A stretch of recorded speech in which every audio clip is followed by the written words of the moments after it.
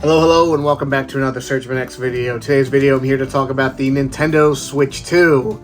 It's been out for a little over 6 months as of the date of this video, and I have a lot to say about the system, whether it be positive or negative. But before I get into that, I have to talk about the Switch 1. The Switch 1, honestly, is one of my favorite consoles of all time. It swaps between the number 1 and the number 2 spot. Some days being the Super Nintendo is my favorite, and then some days like, nah, maybe the Switch is my favorite. So, I have to say, the Switch is the best system Nintendo's put out since the Super Nintendo in terms of first-party and third-party support. The Super Nintendo had all that. It had the first-party games, the third-party games. Then you get to the N64, solid first-party games, less third-party games. There were still good ones in the mix. But overall, super lacking compared to the PS1, which the PS1 for years has been my second favorite console of all time. A lot of those games are still fantastic. Then you move on to the GameCube. I love the GameCube. Some incredible first-party software, good third-party support to an extent.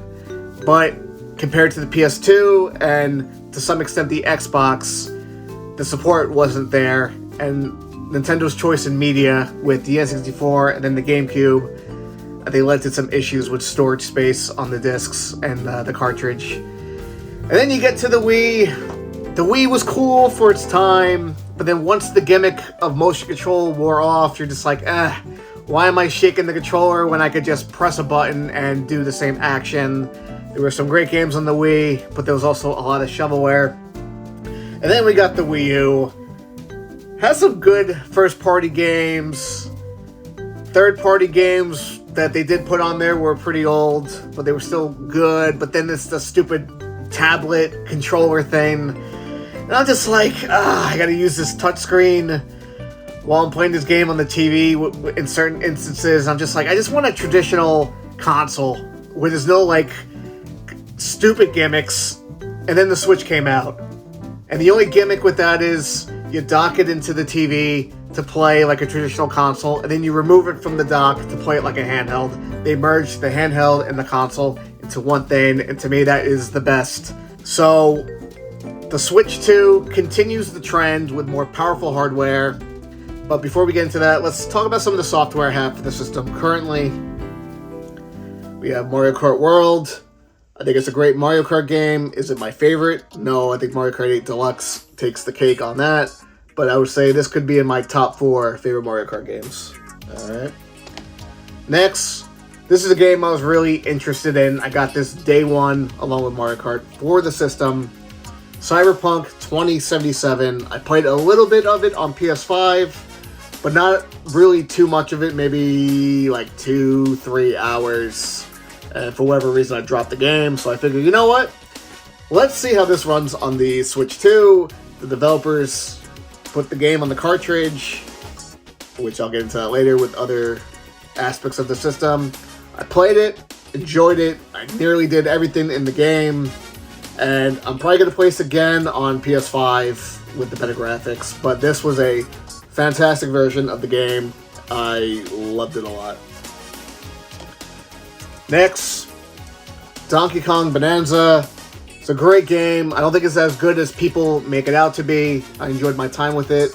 There's a lot of cool elements, especially with pretty much destroying anything you come in contact with, and the end game, which I will not spoil, makes this game on another level.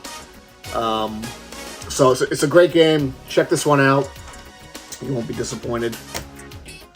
Then we have Daemon X Machina, the newest entry in the series, the second game. It's good. I haven't beat this game yet. I just need to go back and play it. Who knows, maybe if I complete it, it would have been on my top 10 games of last year, but sadly I didn't finish it. So, I also bought this game because the developers supported putting the game on the cartridge, which is going to be a recurring element of this video. Next, we have Kirby and the Forgotten Land, the Nintendo Switch 2 edition that comes with new content. Now, I could have just upgraded my original copy of the game, but I really liked Kirby and the Forgotten Land, so I decided, you know what, let's go physical on the Switch 2. Alright, next up, we have Pokemon Legends ZA. I like this game a lot. I featured it in my top 10 games of last year. I liked it way better than the Legends Arceus game. It's a solid entry. Next, we have Hades 2.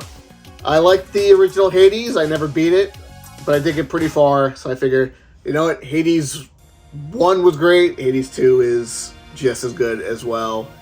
Pretty early on into this game. Who knows, this could have been another Game of the Year contender, at least in my top 10 of last year, but I didn't play enough of it to have it be in the video, so. But if you like the original Hades, you might as well check out Hades 2. Next was my Game of the Year of last year, Kirby Air Riders. This was a dream come true. I loved the original Kirby Air Riders, and this game is more of what I liked in that game, and they, well, not really, I should say, Masahiro Sakurai really put his heart and soul into this game, along with his staff, and it's a great game. Check it out. Next, we have Super Mario Party Jamboree.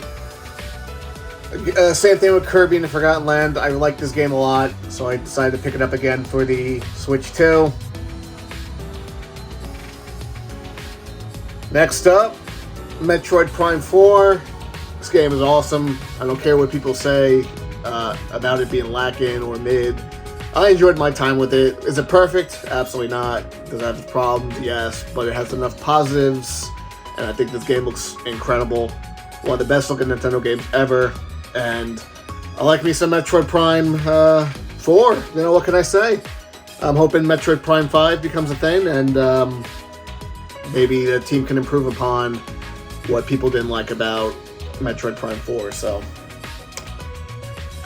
Next, Yuka Replayly. I bought this game to support having a game on a cartridge, and I really wanted to sink my teeth into Yooka-Laylee, so now I was able to with this remake remaster. So this was fun.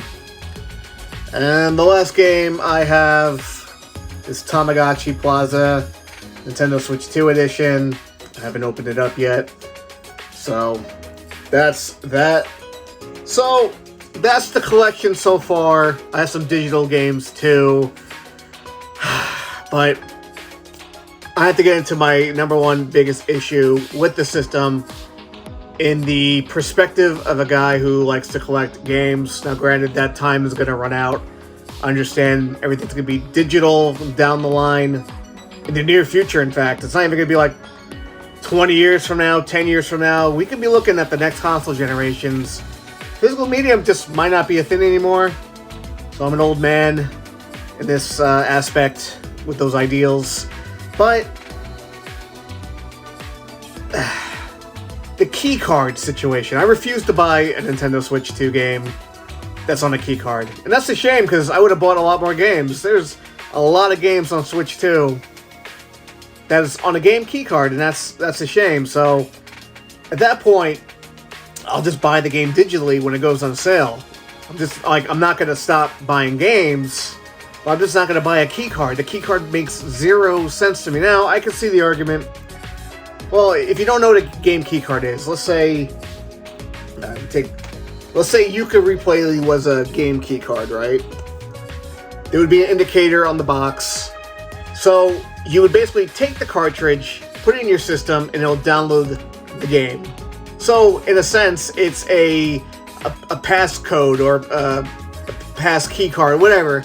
It's a unlock key to a download, and it would just download to the system. But you would still need the cartridge in the system to play it, which to me it makes no sense. If you're gonna download the game, you just might as well just download it, you know, because you don't need a physical key card in your system to play it, especially if you're downloading it.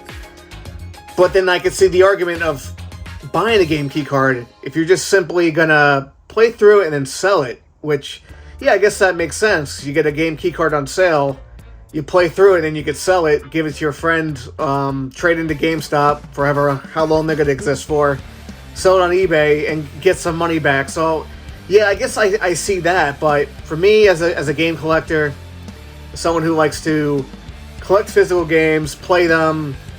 I don't see the purpose of the game key card, and a lot of the games I want to get physically are on game key cards, so that's unfortunate. So that's probably my biggest criticism with the system.